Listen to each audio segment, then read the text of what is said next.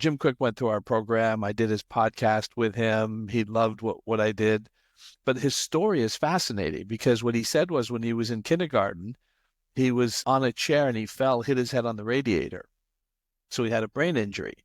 And he says he remembers not being able to focus and not be able to remember.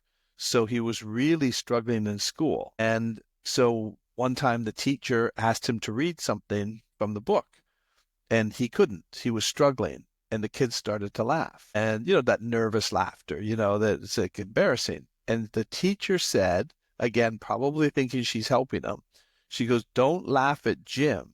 Jim has a broken brain. And he says, and that's when he quit. He said, I can't learn. Of course I can't learn, right? My brain's broken. So he struggled all through school.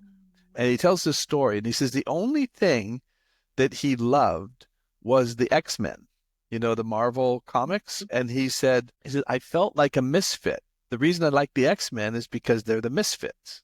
And he lived in Connecticut. Yep. And he says, as a kid, I remember riding my bike around thinking that the academy has to be here. It's in Connecticut. If I find the academy, that's the school I want to go to because I would fit in.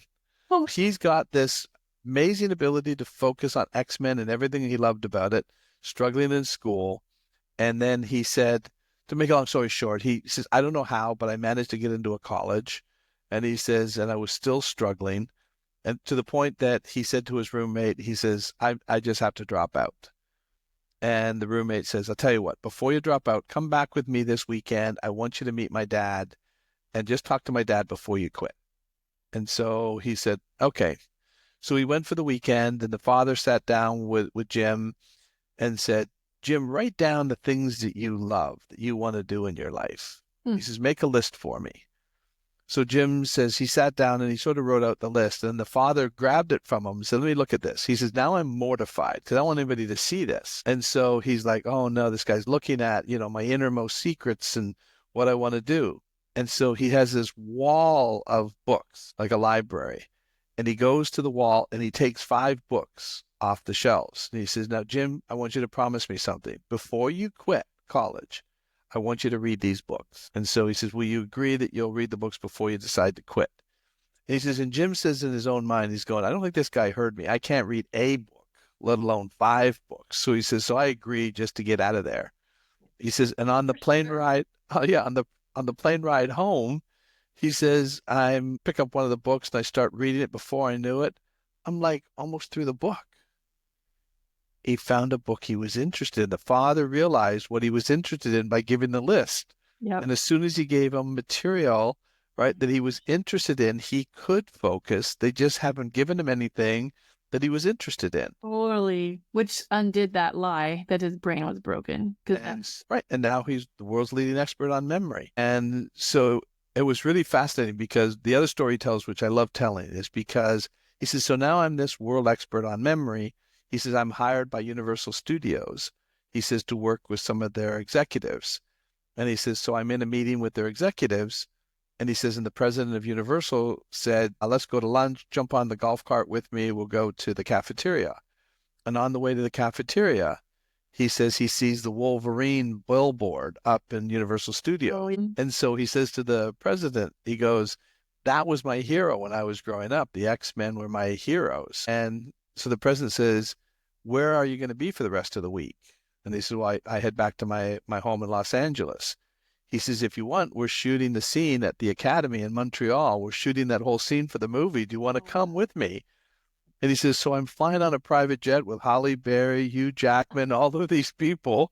They let me stay there with them for a few days. I'm working on their lines to help them with all of that. And he says, what an amazing, this is living his life's dream as a kid. Yeah. He says he gets back home and there's this big package waiting for him. And it's a giant poster of all the X-Men with him in it. And they all signed it and said, welcome to the Academy. Wow. Isn't that incredible? Gosh, that's incredible. I love stories like that where I think the impact of our words, I think we're careless as a culture. For sure. I mean, in a way, cursing others. And to say that his brain was broken was a curse to him, really, until he got free of that. And I feel like part of our training with our team and the connection and all that is it's really the intention and how you say what you're saying and what you focus on. And it's so significant because we all believe things that aren't true about ourselves. Like the girl who was singing, like you were saying, she had a beautiful voice, but there was a whole bunch of lies that she had about whether she would be liked or valued or whatever those things were for her from her story Yep. matter. I love that's a great story. I haven't heard that one. I loved it. I sat with him when he was telling me the whole story, and I was just like, this is amazing. And then the other thing that was interesting, I wrote my fourth book. I called it Don't Mess with My DNA, because this is all what I'm working on. And this is one of the things I talk about in the book. It's just like you talked about how words can have an impact. And I said, with the best of intentions, you can hurt a child. So that teacher wasn't trying to hurt him. She was trying to help him. She thinks she's helping him by making an excuse for him. But what she did is she set a tone for him for the rest of his life. And so I talk about when my wife was growing up. So she's got this traumatic household she's already in. And then some of the mothers in the neighborhood decided to put a tea party together so that all the little girls could come to the tea party. So she's all excited because she's a girly girl and she gets her grandmother dresses her all up and she gets to the tea party and the mothers are greeting them. And the one mother says to Bridget, she goes, "Oh my gosh, Bridget, you're going to be such a heartbreaker when you grow up." And all the other mothers are like, "Oh yeah, you're going to be a real In heartbreaker." unison, I all agree. She says, "I felt sick to my stomach and had to go home." What she heard is, "You're a bad person. You're going to break people's hearts." Now, they're not trying to say that, but a 6-year-old doesn't know what that means. So she's filtering through her experiences, thinking that that is a bad thing. And they're not trying to do that. So you have to be so careful with the words. And also in the book, I tell the story, which is funny, which isn't traumatic at all. But I remember my mother saying at times, it's difficult to make ends meet. Oh yeah. And I remember as a child thinking we were having a problem with meat, getting meat to get together, like two pieces of meat. That's your I child brain. You don't have the capacity to. No, that's exactly, and I tell that story because it's sort of funny. It wasn't harmful to me, but I just assumed there was some sort of a problem. And do you ask as a child? No. No, you don't. You just move What do you on. mean ends meet? There's a problem with meat in this house. I don't know what it is.